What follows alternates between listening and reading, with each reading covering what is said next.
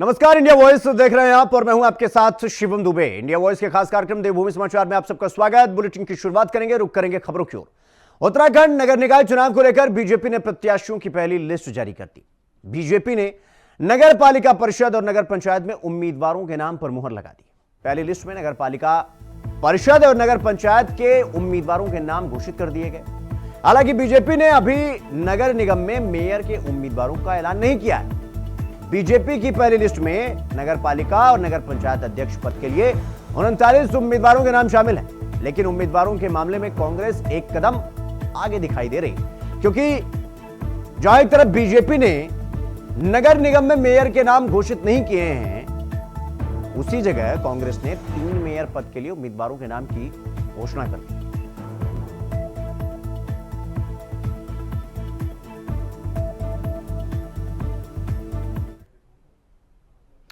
तो कांग्रेस ने अपने उम्मीदवारों की पहली लिस्ट जारी कर दी है और लिस्ट जारी होने के बाद घमासान मच गया है। कांग्रेस में कार्यकर्ताओं में भारी नाराजगी और इसके लिए कार्यकर्ता जो है वो कांग्रेस भवन पहुंचे और उन्होंने धरना प्रदर्शन किया। महिला प्रदेश अध्यक्ष ज्योति राउतेला भी नाराज। राउतेला ने सोशल मीडिया पर एक पोस्ट किया और पोस्ट कर लिखा कि याचना नहीं अब रण होगा। तो कांग्रेस ने राउतेला के पोस्ट पर सफाई दी, अपनी बात पार्टी फोरम पर रखें अध्यक्षा। आपको बता दें कांग्रेस महिला प्रदेश अध्यक्ष हैं राउतेला, और इसके लिए बाकायदा उन्हें यह कहा गया कि भाई पार्टी फोरम पर अपनी बात रखिए। नगर निकाय चुनाव के लिए देर रात में ही कांग्रेस ने अपने प्रत्याशियों की पहली लिस्ट जारी कर दी और लिस्ट जारी होने के बाद पार्टी में घमासान मच गया। कांग्रेस में मचे घमासान के बीच कांग्रेस कार्यकर्ता भी नाराज देखने को मिले और कांग्रेस भवन में इसके लिए उन्होंने धरना प्रदर्शन किया आज पूरे दिन। कांग्रेस कार्यकर्ता उदयवीर सिंह पवार ने कहा कि वो लंबे समय से कांग्रेस पार्टी के लिए कार्य कर रहे हैं और वार्ड नंबर 10 डोभालवाला नेशवेला रोड से वो टिकट की मांग कर रहे थे। पहली लिस्ट जारी होने के बाद महिला प्रदेश अध्यक्ष ज्योति राउतेला ने भी नाराजगी जताई और सोशल मीडिया पर पोस्ट कर कहा कि अब याचना नहीं रण होगा। कांग्रेस के प्रदेश प्रवक्ता डॉक्टर प्रतिमा सिंह ने महिला कांग्रेस की प्रदेश अध्यक्ष ज्योति राउतेला की सोशल मीडिया पोस्ट को लेकर सफाई दी और यह कहा कि अध्यक्षा को अपनी बात पार्टी फोरम पर रखनी चाहिए। अगर निकाय चुनाव में टिकट को लेकर कोई असमंजस की स्थिति है तो उसे साफ और स्पष्ट करना चाहिए। कांग्रेस पार्टी में मैं तो अब मुझे मजबूरन बोलना पड़ा, बड़ा दुख हो रहा है कि हम इतना काम कर रहे हैं। क्या यही है कि कोई चाटू कार्यकर्ता को तो कोई लास्ट में कोई मोमेंट में कोई टिकट लेने के लिए आ जाए? हम कह रहे हैं विधानसभा में हम टेबलें लगा रहे हैं, बस्ते हम लगा रहे हैं, लोकसभा में बस्ते हम लगा रहे हैं, प्रदर्शन हो रहा है, धरना हो रहा है, हमें फ़ोन किया जा रहा है, हमें सूचित किया जा रहा है कि आज भर धरना है, पुतला दहन है और हम आ रहे हैं, विरोध प्रदर्शन हम करने जा रहे हैं। आज राजभवन का घेराव है, आज मुख्यमंत्री का, आज सचिवालय घेराव है, हम आ रहे हैं और जहाँ टिकट देने की बारी तो दूसरे व्यक्ति को लिया जा रहा है। उन्होंने विरोध जताया है, मुझे ये नहीं पता कि किन नामों पे उनका विरोध है, इसलिए मैं इस पे ज़्यादा तो नहीं बोल सकती। हाँ, सिर्फ इतना ज़रूर बोलूँगी कि हर व्यक्ति को अगर उसे पार्टी को मजबूती प्रदान करना है और उसे ऐसा लगता है कि पार्टी के किसी डिसीजन से वो आहत हुआ है या पार्टी को नुकसान होगा तो अपनी बात कहने का उसको अधिकार है। और ज्योति राउतेला जी ने भी मुझे लगता है अपनी उसी अभिव्यक्ति की आज़ादी का जो है उपयोग करके सोशल मीडिया पे पोस्ट लिखी है। अब उनकी नाराजगी जो भी है वो वरिष्ठ नेता अगर उनसे बात करेंगे उसे दूर करने की कोशिश करेंगे। तो प्रत्याशियों की लिस्ट जारी होते ही टिहरी कांग्रेस को बड़ा झटका लगा।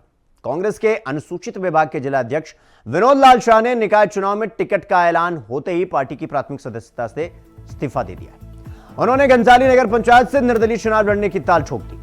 उनका कहना है कि कांग्रेस में निष्ठावान कार्यकर्ताओं की अवहेलना करते हुए बाहर से आए नेता को घनसाली में अध्यक्ष पद का टिकट दिया गया, जबकि बीते 5 सालों से वो तैयारी कर रहे थे।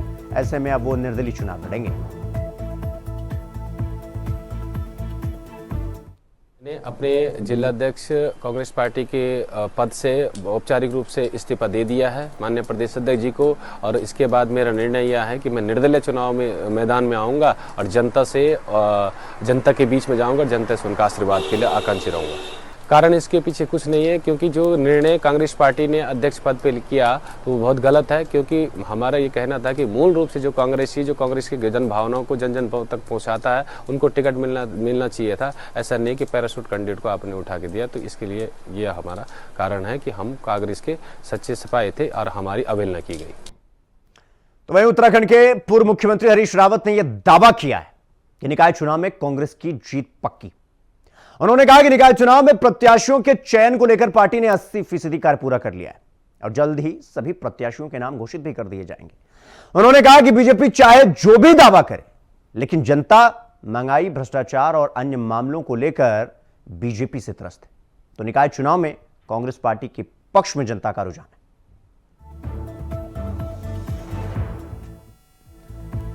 तो कांग्रेस का यह दावा है कि इस बार निकाय चुनाव में वो जीत कांग्रेस की पक्की, क्योंकि बीजेपी चाहे जो मुद्दे उठे, लेकिन जो मूलभूत समस्याएं हैं चुनाव उसी के हेरफेर में होगा, उसी के आसपास होगा और इसमें कांग्रेस 101% जीतेगी। तो पूर्व मुख्यमंत्री हरीश रावत ने यह बड़ा दावा। 80% काम पूरा कर दिया है, आज 20% आज पूरा कर देंगे और लेकिन कुछ नाम आज जारी करेंगे, कुछ नाम करते हैं। प्रबंधन कुछ भी मजबूत हो, लेकिन जनता का मन भी बड़ा मजबूत है। जनता ने इस बार ये ठान रखी है कि भाजपा को दंड देना है। महंगाई, बेरोजगारी, कुशासन, नगरीय व्यवस्था चौपट होगी, इन सबके लिए भाजपा को दंडित कर। तो निकाय चुनावों को लेकर बीजेपी और कांग्रेस ने प्रत्याशियों की पहली लिस्ट जारी कर दी और बीजेपी ने नगर पालिका और नगर पंचायत के लिए प्रत्याशी घोषित किए, जबकि कांग्रेस ने 3 नगर निगम के साथ साथ कई पालिकाओं और पंचायत के प्रत्याशियों की सूची भी जारी कर दी। अभी कुछ प्रत्याशियों के लिए दोनों पार्टियों के बड़े नेताओं के बीच मंथन चल रहा है और आज देर शाम तक, मतलब आज कभी भी कांग्रेस सभी प्रत्याशियों की घोषणा कर सकती है, ऐसा कहा जा रहा है। बीजेपी नगर पालिका और पंचायत के प्रत्याशियों की घोषणा करेगी और नगर निगम के लिए कल तक का इंतजार करना पड़ सकता है।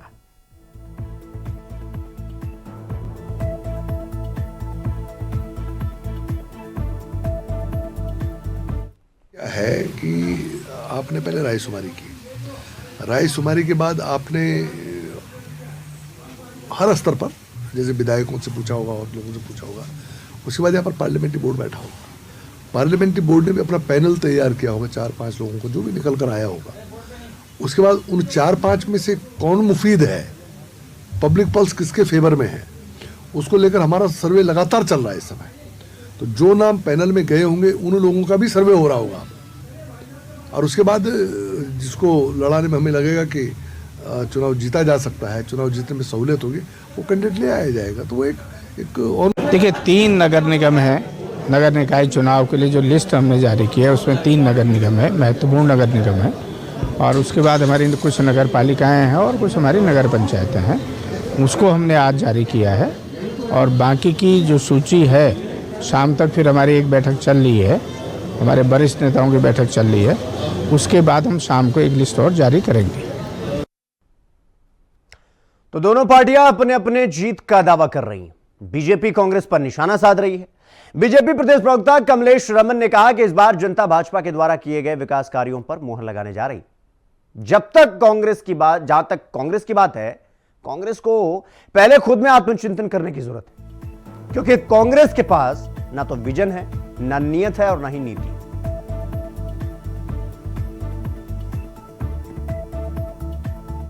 कह रही है, मुझे लगता है कि पहले उनको अपने अंदर मंथन करना होगा।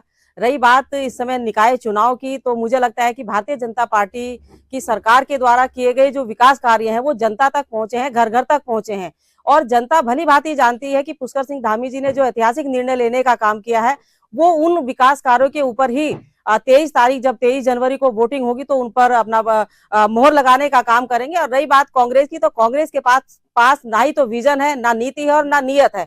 और रही बात उनकी कि वो आपस में पहले खुद भी समन्वय बना ले। अगर झूठ बोल करके, भ्रम की स्थिति पैदा करके और लोगों को गुमराह करके अगर अपने आप को स्थापित करने की कोशिश कर रहे हैं तो मुझे लगता है ये बेईमानी सा होगा। छोटी सरकार है, मिनी सरकार है, भारतीय जनता पार्टी की बनेगी। तमाम पूरा कार्यकर्ता, हमारा सभी वरिष्ठ नेतागण इस चुनाव में लगेंगे और क्योंकि भारतीय जनता पार्टी बहुत ही गंभीरता से, छोटा चुनाव हो या बड़ा चुनाव हो, उसको लेने का काम करती है और कांग्रेस सिर्फ और सिर्फ जो है अपने आप को झूठ के जाल में रख करके और जनता को भ्रमित करके अपने आप को स्थापित करना चाहती। तो मुझे लगता है कि वो सपने देख रहे हैं और देखते रहे, जनता निर्णय लेगी, बेहतर निर्णय। तो उत्तराखंड में निकाय चुनाव के लिए नामांकन की प्रक्रिया शुरू हो गई, लेकिन अब तक पार्टी ने अपने प्रत्याशियों को लेकर निर्णय नहीं लिया। हालांकि जिताऊ प्रत्याशियों पर मंथन के लिए समाजवादी पार्टी मुख्यालय देहरादून में पार्टी पदाधिकारियों की बड़ी बैठक बुलाई गई। बैठक में कई पदाधिकारी समेत अन्य वरिष्ठ नेता बैठक में मौजूद रहे। समाजवादी पार्टी के प्रदेश महासचिव अतुल शर्मा ने कहा कि प्रत्याशियों के चयन के लिए 7 सदस्यीय कमेटी का गठन किया गया है। जल्द ही प्रत्याशियों की लिस्ट भी जारी कर दी जाएगी। नगर निगम चुनाव लड़ने की जमीनी स्तर से पूरी तैयारी है और अभी तक हमारे पास मेयर पद के लिए 3 आवेदन आ चुके हैं और पार्षद पद के लिए 60 आवेदन आ चुके हैं। इसमें हमारी आज शाम को एक बैठक होनी है, जिसमें कल हमारे प्रदेश अध्यक्ष, प्रदेश प्रभारी और राष्ट्रीय सचिव डॉक्टर सत्यनारायण सचान साहब, ये तीनों जने मिलकर हमारे साथ बैठक करेंगे। उसमें हम सभी नामों का पैनल फाइनल करेंगे कि कौन सा पार्षद हमारी पार्टी के लिए संघर्षशील और जुझारू रहेगा। तो कल तक हम इस लिस्ट को फाइनल करके आपको बताएंगे। नहीं हुए आज से तो नामांकन पत्र बिकने की तारीख जो है 27 तारीख से है, कल से है। तो 27, 28, 29, 30 इसमें होगा। अगर इसमें कोई दिक्कत आएगी तो इसमें हम निर्वाचन आयोग के पास जाएंगे, निर्वाचन आयोग को बताएंगे इसकी दिक्कत। वैसे नगर निगम में अभी NOC लेने के लिए जा रहे हैं, तो उसमें हमारे पर जैसे एक अभी हमारे यहाँ से पार्षद की प्रत्याशी हैं शबनम, वो वहाँ बनाने के लिए गई। अब उसके नाम ही की उन्होंने प्रतिक्रिया गलत कर दी, पिता की जगह पत्नी का नाम कर दिया उन्होंने। और दूसरी चीज़, एक ही टेबल लगा रखी 100 वार्ड के लिए। नगर निगम में कम से कम 100 वार्ड है, तो 100 वार्ड में 5 टेबल तो होनी चाहिए, जिससे कि कोई भी प्रत्याशी वहाँ जाए उसे अपनी NOC लेने के लिए दिक्कत का। तो वरिष्ठ पुलिस अधीक्षक अल्मोड़ा देवेंद्र पीछा के नेतृत्व में जिले भर में मादक पदार्थों की अवैध बिक्री और तस्करी पर अंकुश लगाने के लिए जिले भर में चेकिंग अभियान जारी है। और भतरौज खान पुलिस और SOG टीम ने जैनल पुल के पास चेकिंग अभियान के दौरान होंडा सिटी और सेंट्रो कार को रोका और फिर पुलिस ने दोनों कारों की तलाशी लेने पर कार से नशे की खेप और असलहे बरामद किए गए। मौके पर 4 तस्करों को पुलिस ने गिरफ्तार किया। पुलिस ने तस्करों के कब्जे से 75 किलो से ज्यादा मादक पदार्थ बरामद किए, जिसकी बाजार में कुल अनुमानित कीमत तकरीबन 18 लाख रुपए बताई जाती है। पुलिस ने तस्करों के खिलाफ भद्रौज खान थाने में NDPS एक्ट के तहत मामला दर्ज कर दोनों कारों को सीज कर दिया। जो अभियान चल रहा है वो लगातार हमारा जारी है। इसी क्रम में आज जो SOG की टीम है और साथ साथ भतरौज खान थाना पुलिस की टीम है, उन्होंने 2 गाड़ियों में 4 अभियुक्तों को गिरफ्तार किया, जिनके कब्जे से लगभग 75 kg के आसपास गांजा बरामद किया है। ये काफ़ी अच्छी ये कार्रवाई है, जिसको ध्यान में रखते हुए मेरे द्वारा से 5000 रुपये के इनाम की घोषणा की गई है। फर्दर इसमें हम इस चीज़ की भी तहकीकात कर रहे हैं कि ये कहाँ से लेके आए और कहाँ ये लेके जा रहे थे।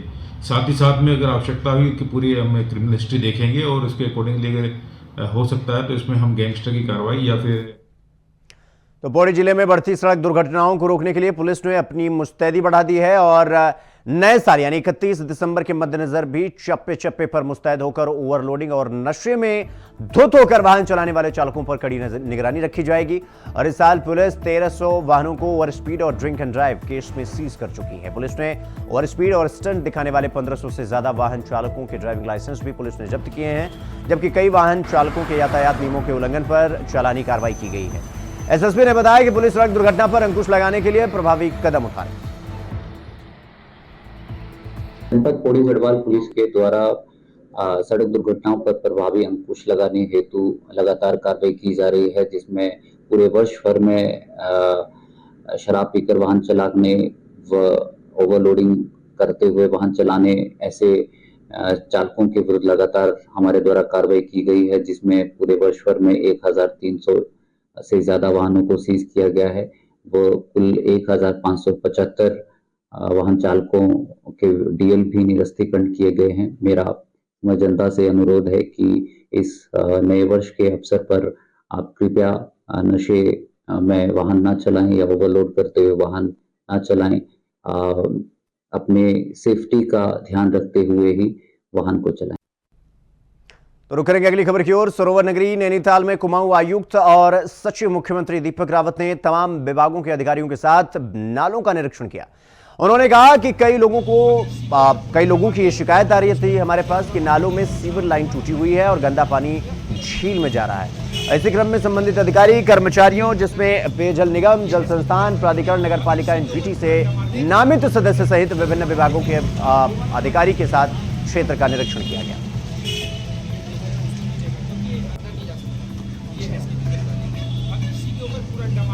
तो दीपक रावत ने नालों का निरीक्षण किया और आपको बता दें कि शिकायत के आधार पर मुख्यमंत्री के सचिव और अधिकारी दीपक रावत मौके पर पहुंचे।